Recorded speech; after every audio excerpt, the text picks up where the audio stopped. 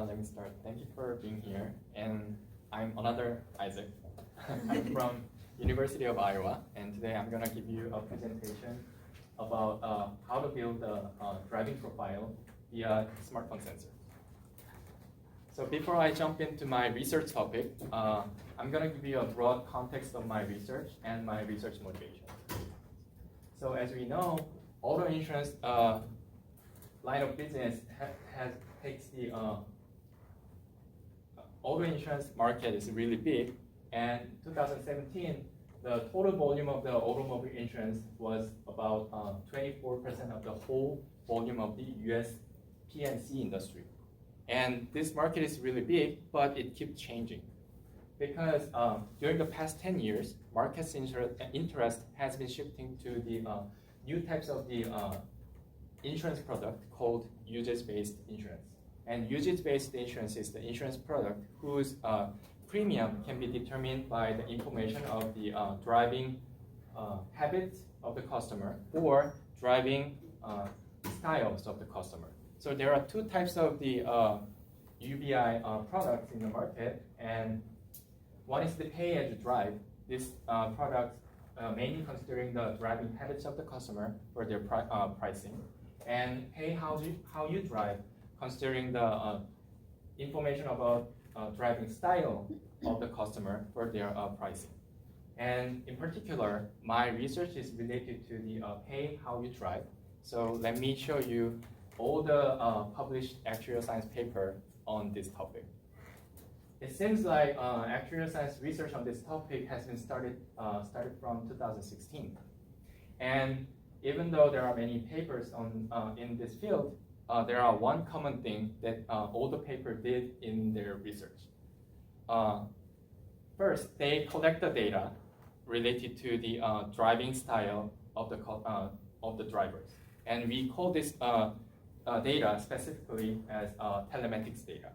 And after they collecting the telematics data, what they want to do is to build a one specific vector that which can represent the driver's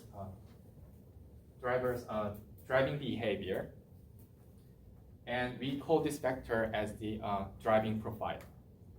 And 2017, Woodridge wrote a paper about the new types of the driving profile. He called VA heat map, and he tried to construct a heat map of the one driver using the information of the velocity and the acceleration of the customer. So what is my research motivation?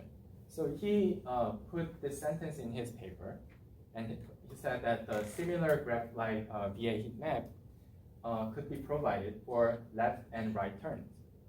And once I read this, maybe I thought, oh, maybe I can research on the lateral acceleration, because lateral acceleration is closely related to the turns. And I look up the papers, and there's no papers about the lateral acceleration so far. So I decided to working on this topic. And also, one thing that I also realized through the literature search, GPS data is the most popular in actuarial science as a telematics data. And I found that GPS data is not suitable for the analysis of the lateral movement of the vehicle. So I need to decide like other sensors except the GPS. So what I did, I looked up the papers outside of the actuarial science and see what they did in their literature. And I found that they're using the sensor named accelerometer for generating the telematics data. And I realized that this accelerometer is one of the sensors that our smartphone has. Okay? So I decide to use my smartphone to generating my own telematics data. Okay? And so I need to pause here. So what I'm gonna do is to explain how I get the good quality of the telematics data, and it will be really long process of the calibration. Because since I decided to use my smartphone, what I realized that I attach my phone to my vehicle and I record everything while I'm driving. so I can clearly see what is happening in that time. And after I getting the data, I realized that, oh, if I using the data from the smartphone sensor directly, it could lead us to the misinterpretation of the telematics data. And this will be really important because we're gonna use this telematics data as fundamental building blocks of the telematics analysis. So having a good quality of the telematics data will be really important. And key part of that is the calibration. So that's why I'm gonna explain the calibration process. Okay. So let me start with the sensors in our smartphone. GPS is one of the most popular sensors in our smartphone. And using the GPS sensor, we can get information about the sensor position, such as latitude, longitude, altitude. And except these three, we also can get a sensor speed and the sensor heading. And it is known that the GPS position error is approximately 4.9 meters when the signal is sound. So it means that the accuracy will be down when the signal quality is low. Second sensor is the accelerometer, and this is the important sensor for my research, for understanding my research. So I'm gonna spend some time to make sure you guys understand how it works. I put this figure. There's a box with a ball inside, and you can think this box as an accelerometer itself. And let's assume I put this box on the really flat surface, horizontal surface. Then since it just lay on the surface, acceleration of the accelerometer is 0. Right? It doesn't move, so it should be 0. But what accelerometer measures is the force that applied to the wall of the box. So when I lay that on the flat surface, what happens is that this ball inside the box pushes down the bottom of the box with the force of gravity. So in that case, accelerometer will measure the 9.81 meter per second squared. In the same manner, if this accelerometer is in the free fall, it measures the 0. Okay. And the last sensor that I want to talk is gyroscope. Gyroscope is a device for measuring the angular velocity. And the 3 measurements came from each axis of the gyroscope. We call them as roll, pitch, and yaw. And the interpretation of these 3 are in the figure here. And based on this figure, if the vehicle make a turns on the flat surface, then this yaw value will be changed. It makes a turn, yaw value will be changed, and the roll and pitch will be stable. And the one thing that I want to mention here, using the gyroscope, I can get an angle too. So using a smartphone, I have position and speed, heading, acceleration, and angle. And what I did in my research, I just attached my phone to my vehicle. And if I did that, then my sensors in my smartphone share the axis with the vehicle, like in figure B. So sensors of the y-axis will be captured the longitudinal movement of the vehicle. So forward and backwards will be captured by y-axis of the sensor. And the lateral movement of the vehicle can be captured by x-axis of the sensor. And I picked the sample route for the calibration. And there's a reason why I picked this specific route as my sample route. Because it consists of complicated road components, such as it has flat road, uphill and downhill, and turns at the same time. So I assume that if my calibration method work well in this sample route, then it will work out well the another longer trip. So let's just see what the real data looks like. here's the data from the accelerometer. So this plot is specifically the data from the y-axis, so longitudinal movements of the vehicle will be captured that sensor. And it is the first 50 seconds of my sample trip.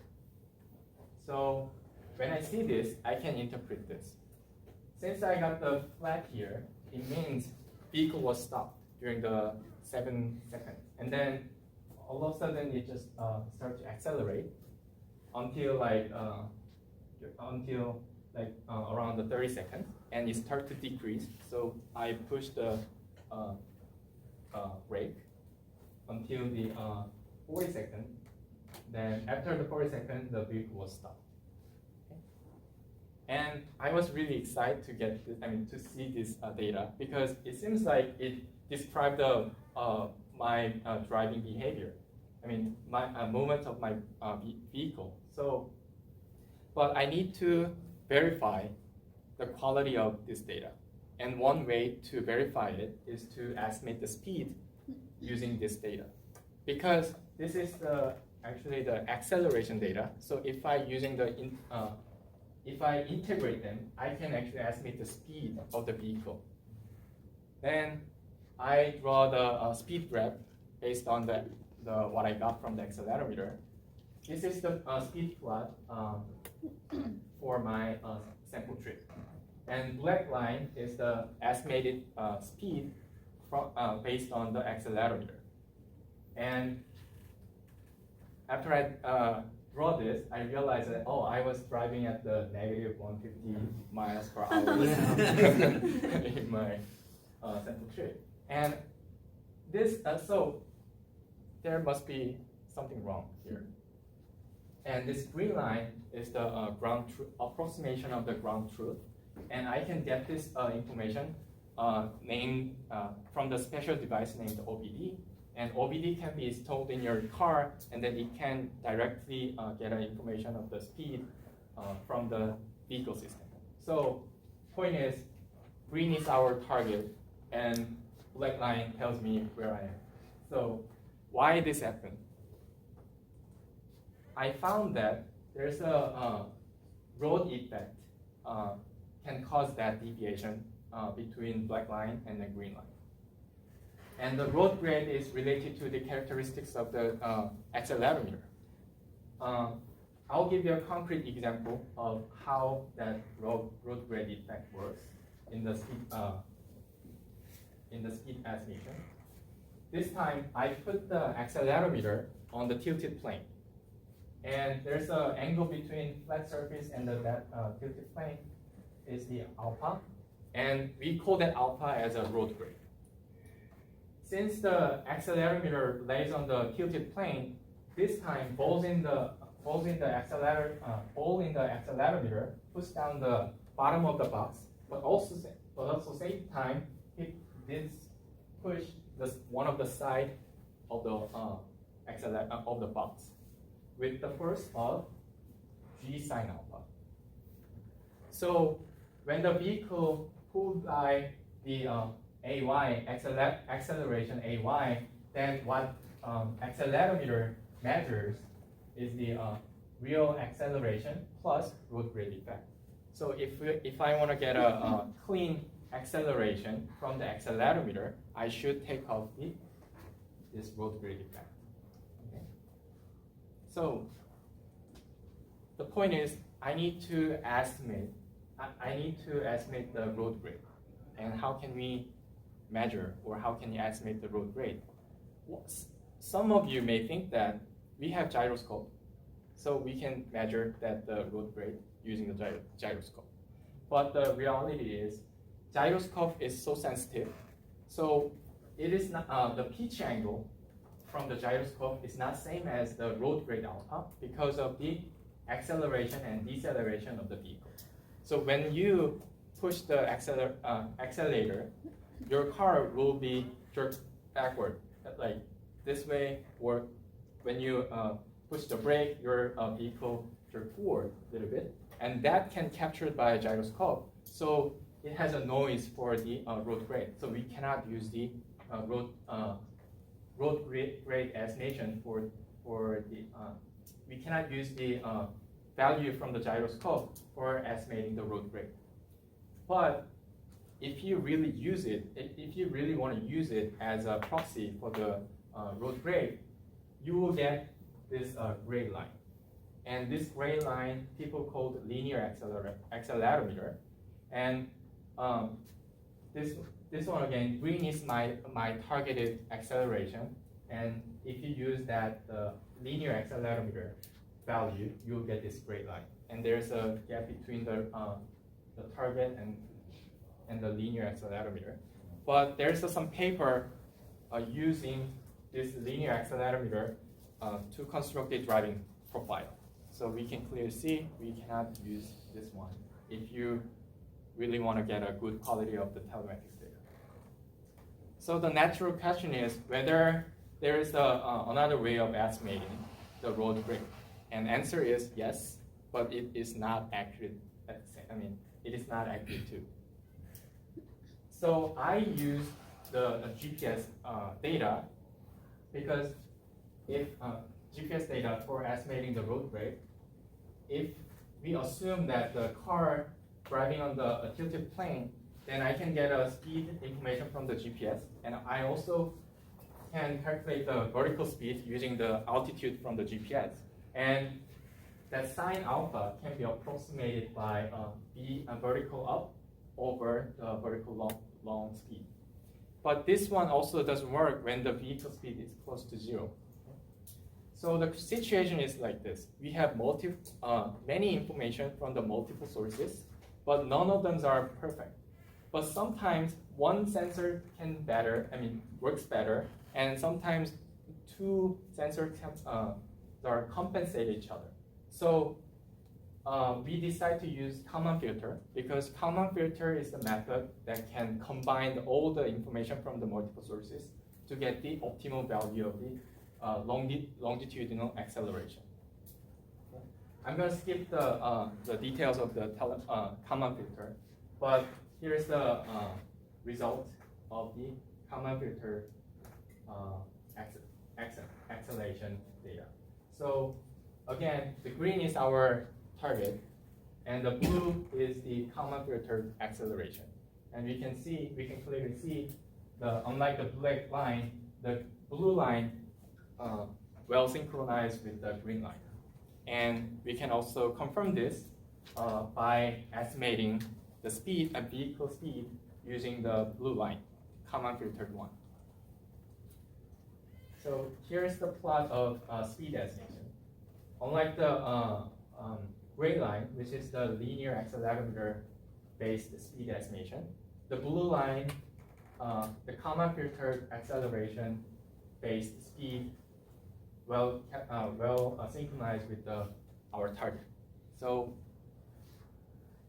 we are good to use the longitudinal acceleration, and also we can do the same thing for the lateral acceleration. And we can use the gyroscope to take off the road grade effect, because the gyroscope for here is relatively stable. It's not affected by the acceleration and deceleration. So my point is, through that long calibration process, I can get these blue is the longitudinal acceleration of the vehicle, and the red is the lateral acceleration of the vehicle. I can get these good quality of the telematics data. And I wrote an R package for the calibration method. So if you are interested in the research on this topic, you can actually use this. You don't need to worry about the calibration thing. You can just download it, the R package, and then you can get a good quality of the telematics data. So we are done with the calibration, and this is my fun part. This is the fun part of my research. Now I record the more longer trip. So I took this one as my test route, and route took about 25 minutes per driver. I asked 4 people to drive and we control the time, and we use the same vehicle to control the variable. And then using that telematics, the calibration method, I got the longitudinal and lateral acceleration of each driver. So my calibrated telematics data is better than the other telematics data. Why?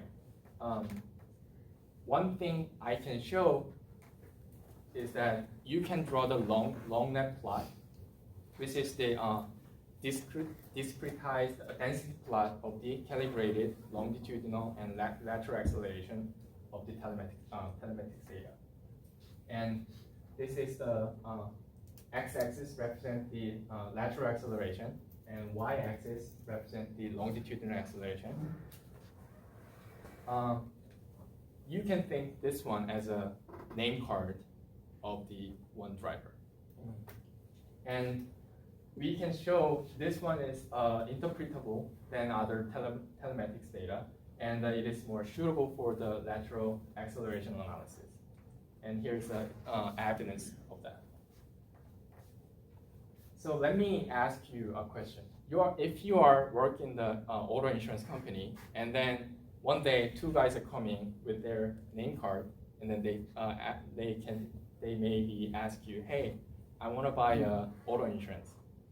Then what you want to do, you want to pick the risky driver among these two. So here we have two name cards. And how many of you think driver 1 is more riskier than driver 3? How many of you driver 3 is more riskier than the driver 1? So in my opinion, I would pick the driver 1 is more riskier because, for instance, if we take a look at about the upper part of the long net, this guy definitely has more a bigger lateral acceleration habit, behavior when he pushes the accelerator. And if we think about the range of this one, lateral acceleration of driver 3 is more shorter than this. Okay? So we can say, hey, we can say to the driver 1 that, hey, I think you are the riskier driver because you have more strong, steep turns, and you have more aggressive driving style based on this one. Can I take your question after this? Yep. Yep. And if I draw the same plot using the linear accelerometer value, I got this. And then we cannot say that thing based on this plot. We can only maybe say like, hey, you are more riskier because you have more bigger circle. So this is the one way to show the calibrated telematics data has more interpretability than the linear accelerator value. And second one, this calibrated telematics data, it is more suitable for the lateral acceleration, because if I draw the GPS-based long net plot, we can clearly see this range of the lateral acceleration is bigger than the longitudinal acceleration. And when we think about the behavior of the vehicle movement, longitudinal acceleration range should be bigger, longer than the lateral acceleration, right? So in this sense, GPS data does not have accurate lateral acceleration information. Okay, so let me sum up for my talk. First, telematics data from smartphone sensors need a careful calibration process to get a good quality of the telematics data. And the traditional telematics data used in actuarial science, such as GPS and the linear accelerometer data, could lead us to the misinterpretation. And finally, since calibrated telematics data contains the longitudinal and the lateral movements behavior of the driver, it could become a fundamental building block for more realistic telematics analysis. Thank you.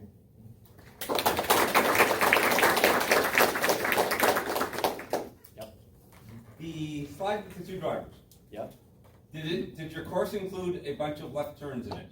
Was it like Indy where they went left all the time? Yes. So I'm just curious because there was a notable line of left-hand turn dots there. Which one? This one? Yes. Yeah.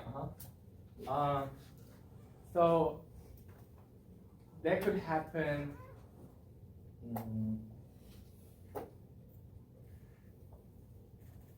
That could happen maybe one of the strong event.